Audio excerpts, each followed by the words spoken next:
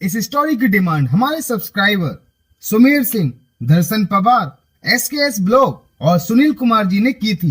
And thank you so much for Sameer Khan ji, जिन्होंने मुझे ये एपिसोड ढूंढ कर दिया। तो चलिए इस स्टोरी पर चलते हैं।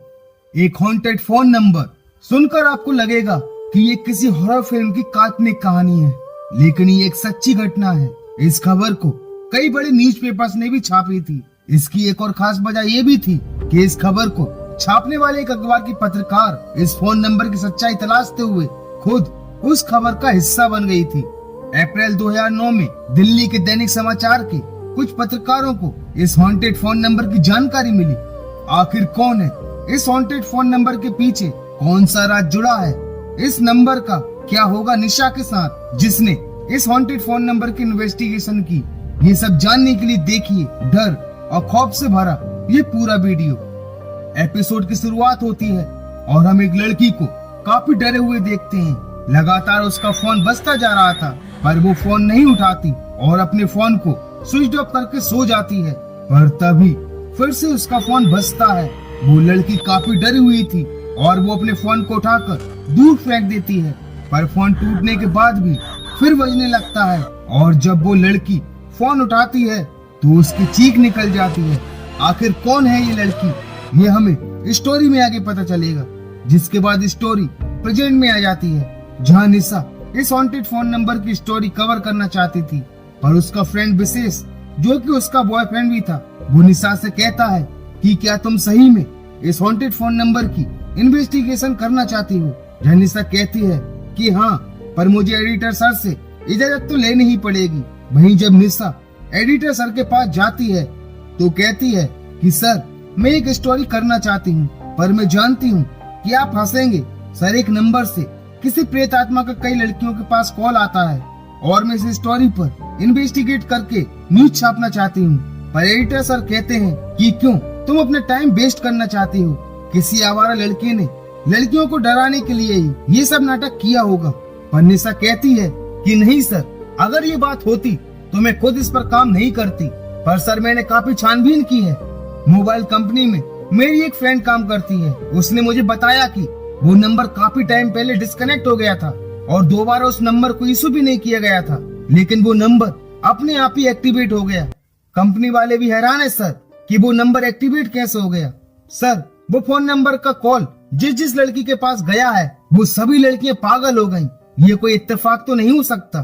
पर एडिटर कोई जवाब नहीं देता और थोड़ी ही देर बाद वो उसे स्टोरी कवर करने की परमिशन दे देते हैं। पर विशेष कहता है कि तुम ये स्टोरी क्यों करना चाहती हो। जनिसा कहती है कि मैं प्रूव करना चाहती हूँ कि आत्मा बात्मा किसी को कॉल नहीं कर सकती और पागल तो बिल्कुल भी नहीं। पर विशेष कहता है अगर ये कहानी सच हुई तो, और तुम्हें कुछ हो गया तो। जनिसा कहती है कि ये साबित हो जाएगा कि मैं गलत थी और मैं कोई पागल वागल नहीं होने वाली। और उसी रात जब निशा उस नंबर पर कॉल लगाने की सोचती है तो वो काफी कंफ्यूज थी कि कॉल लगाऊं या न लगाऊं। और काफी सोचने के बाद जब वो कॉल लगाती है तो फोन सर्विस में नहीं था और उसे यकीन हो जाता है कि ये सब मड़गड़ंत है, कोई भूत किसी को कॉल नहीं करता और वो सो जाती है। और उसी रात उस हॉन्टेड नंबर से निशा को कई कॉल आते हैं, पर निशा गहरी नींद में सोने की वजह से फोन की रिंग की आवाज उसे सुनाई नहीं देती। वहीं अगले दिन निशा विशेष से कहती है कि वो नंबर तो एग्जिस्ट ही नहीं करता, जरूर कोई पागल बना रहा है। पर अब मेरी स्टोरी का क्या होगा, वो तो दी एंड हो गई। जब विशेष कहता है कि मैं तो पहले से ही जानता था कि किसी ने झूठा प्रोपेगेंडा फैलाया है। पर निशा कहती है कि फिर भी मैं इसका पता लगाकर जरूर रहूंगी। वहीं जब निशा एक मीटिंग में थी तो उसे बार बार वो कॉल आ रहा था। वो मोबाइल को साइलेंट और स्विच ऑफ भी कर देती है, फिर भी वो कॉल आ रहा था, जिससे मीटिंग में काफी डिस्टरबेंस हो रहा था। और वो बाहर चली जाती है और जैसे ही लिफ्ट में पहुंचती है तो उसे फिर से वो कॉल आता है, जिसमें काफी डरावनी आवाजें आ रही थी। और जब वो उस नंबर को देखती है तो काफी डर जाती है कि ये तो वही नंबर है, पर ये चालू कैसे हो गया। और तभी उसके पीछे वो भयानक सी आत्मा खड़ी थी, जो अब पूरी तरह से उसके साथ जुड़ चुकी थी। और जब निशा घर पहुंचती है तो वो अपने मोबाइल को खोल कर रख देती है और कहती है कि अब देखती हूँ वो कॉल कैसे आता है। और तभी उसका फोन फिर से बजता है। उसे यकीन नहीं होता कि ये कैसे हो सकता है। और उसे अपने फोन में वो डरावना चेहरा दिखाई देता है और वो अपने फोन को उठाकर दूर फेंक देती है। और तभी उस फोन से वो आत्मा बाहर आती है जो दिखने में काफी डरावनी लग रही थी। और वो आत्मा जैसे ही निशा के पास आती है तो निशा बेहोश होकर गिर जाती है। वहीं अब निशा की हालत काफी खराब हो चुकी थी। डरी सहमी निशा पागलों जैसी हरकतें करने लगी थी। वहीं निशा जब ऑफिस नहीं जाती तो विशेष भी काफी परेशान हो जाता है कि निशा को क्या हो गया, वो ऑफिस क्यों नहीं आई। ना तो वो उसका फोन उठा रही थी और ना ही उसकी कोई खबर थी। और वो तुरंत निशा के घर पहुंच जाता है, पर निशा ना ही दरवाजा खोल रही थी और ना ही फोन उठा रही थी। जहाँ विशेष को कोई गड़बड़ नजर आती है और जब वो दरवाजा तोड़कर अंदर जाता है तो देखता है कि निशा डरी सहमी एक कोने में बैठी है। वो काफी कांप रही थी और वो तुरंत उसे हॉस्पिटल में ले जाता है, जहाँ डॉक्टर उसकी हालत बिल्कुल नॉर्मल बताता है। पर वो ये भी कहता है कि इन्हें किसी बात का गहरा सदमा लगा है जिससे इन्होंने काफी टेंशन ले ली है। और जब विशेष निशा के पास जाकर उसके फोन को उठाता है तो उसे वही हॉन्टेड फोन नंबर के काफी मिस्ड कॉल मिलते हैं। और वो सोचता है कि निशा की ऐसी हालत जरूर इस नंबर की वजह से ही हुई है और वो इसका पता लगाने की ठान लेता है। और वो तुरंत निशा की फ्रेंड स्वाति को फोन लगाता है जिसने निशा को इस हॉन्टेड फोन नंबर के बारे में बताया था। और वो तुरंत उसे मिलने के लिए बोलता है। जब स्वाति बताती है कि वो नंबर पिछले 2 महीने से बंद पड़ा है और ना ही उसे दोबारा किसी को इशू किया, लेकिन फिर भी वो नंबर अचानक से एक्टिवेट हो जाता है, पता नहीं कैसे। और वो विशेष को कुछ डॉक्यूमेंट देती है जिसमें उस नंबर की कुछ डिटेल्स थी। वहीं जब विशेष निशा के कंप्यूटर में उस नंबर से रिलेटेड छानबीन करता है तो पाता है कि इस नंबर की वजह से 12 लड़कियां पागल हो गई हैं, तो वो काफी शॉक्ड हो जाता है। वहीं जब निशा हॉस्पिटल में होती है तो फिर से उसका फोन बजता है, जहां उसे समझ नहीं आता कि वो हॉस्पिटल में कैसे आई। और जब वो बाहर जाकर देखती है तो बाहर अजीब सा सन्नाटा था और तभी उसके पीछे से वो आत्मा निकलती है और डरी सहमी निशा उसका पीछा करते करते ऑपरेशन थिएटर तक पहुंच जाती है, जहां उसे एक लाश दिखाई देती है। और जब वो उसके कपड़े को हटाती है तो पाती है कि उसी की लाश उस स्ट्रेचर पर पड़ी है।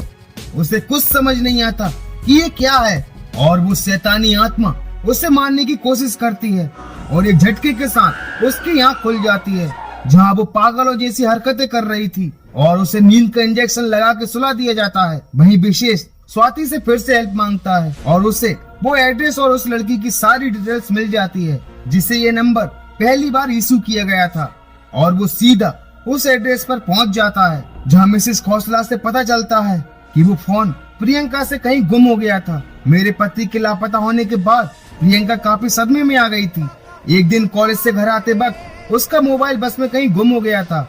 वही विशेष प्रियंका से भी मिलता है, जहाँ प्रियंका भी नींद के इंजेक्शन देने के बाद ही सो पाती थी। उसकी हालत भी पूरी तरह से निशा के ही जैसी थी। जहाँ विशेष को नजर आता है कि घर में सबकी फोटो है सिवाय उसके डैड की, जो उसे काफी अजीब लगता है।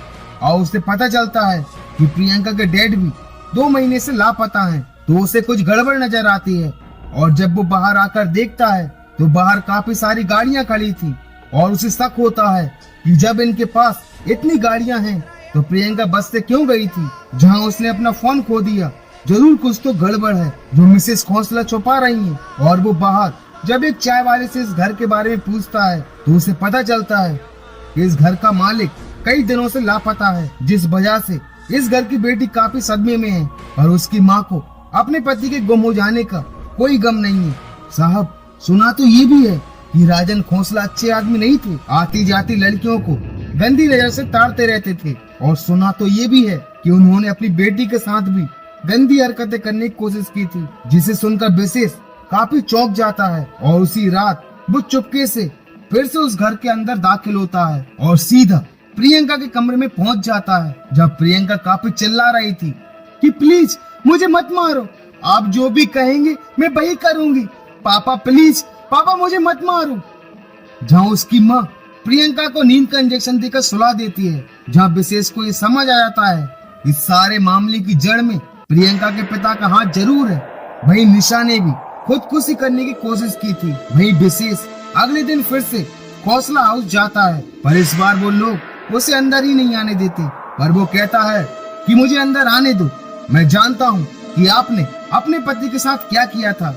और यही हमें उस फोन नंबर और उस आत्मा से जुड़े उस रहस्य के बारे में पता चलता है कि राजन खोसला काफी अय्याश और नशेड़ी आदमी था, जो हर लड़की को गंदी नजर से देखता था। और जब मैं उसे समझाती थी तो वो मेरे साथ मारपीट भी करता था। और एक रात नशे की हालत में उसने अपनी ही बेटी प्रियंका के साथ भी, और इससे तंग आकर हमने उसका खून कर दिया और पास के जंगल में दफन कर दिया। और वो फोन भी उसी के साथ दफन हो गया। और आज भी उस नंबर से कॉल आते हैं। पहले भी कई लोग पूछताछ के लिए आए, और मैंने सबसे यही कहा था कि वो फोन नंबर गुम हो गया और कोई और उस नंबर से सभी को परेशान करता है। जहाँ विशेष को अब ये सारा मामला समझ आ जाता है कि राजन खोसला मरकर भी नहीं मरा, और आज भी वो उस नंबर से लड़कियों का शिकार कर उन्हें पागल बना देता है। और वो कहता है कि अगर आपको अपनी बेटी और बाकी लड़कियों की जान बचाना चाहती हैं, तो हमें तुरंत उस जगह जाना होगा जहां आपने उस लाश को दफनाया था। और तुरंत ही सभी उस जंगल की तरफ निकल जाते हैं। वहीं वो आत्मा फाइनली अब निशा को मारना चाहती थी, और वो आत्मा निशा की तरफ आगे बढ़ती है। वहीं विशेष उन दोनों के साथ उस लाश को दफनाने वाली जगह पर पहुंचकर उस कब्र को खोदने लगते हैं। और तभी उन्हें वो फोन भी दिख जाता है। पर इससे पहले कि वो उस फोन को डिस्ट्रॉय कर पाते, कि तभी राजन की आत्मा आकर मिसेस खोसला की गर्दन पकड़कर उन्हें मारने लगती है। पर विशेष पेट्रोल लाकर उस फोन को आग के हवाले कर देता है, और फोन के जलते ही राजन की आत्मा भी नष्ट हो जाती है और उसका कंकाल भी नष्ट हो जाता है। जिसके बाद उस नंबर से कभी भी किसी को कॉल नहीं आया। पर अफसोस की बात तो ये थी कि निशा कभी ठीक नहीं हो पाई और वो पूरी तरह से पागल हो गई। और इसी के साथ हॉन्टेड फोन नंबर इस एपिसोड का दी एंड हो जाता है। तो दोस्तों, आपको ये एपिसोड कैसा लगा मुझे लाइक और कमेंट्स करके जरूर बताना। अगर आप फेयर फाइल्स की और भी स्टोरीज को देखना चाहते हैं तो हमारे चैनल को सब्सक्राइब करना मत भूलना। तो मिलते हैं फेयर फाइल्स की एक और दहशत भरी खौफनाक स्टोरी के साथ। And thank you so much for watching this video.